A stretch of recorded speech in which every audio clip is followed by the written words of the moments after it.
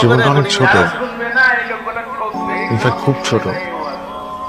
এই ছোট্ট জীবনে আমরা আমাদের আশপাশের মানুষগুলোকে খুশি করতে করতে নিজের খুশি, নিজের সুখকে খুব সহজে বিসর্জন দিয়ে ফেলি।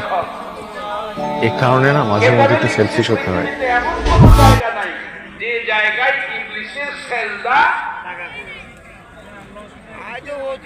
আচ্ছা ইংলিশ হইল কেন, শয়তান হইল কেন? আল্লাহ পাক দুনিয়ায় তার পরিচয় দেওয়ার জন্য বনি আদম সৃষ্টি করলেন। আমাদের বাবা তাকে আদম আলাইহিস সালাতু ওয়াস সালাম।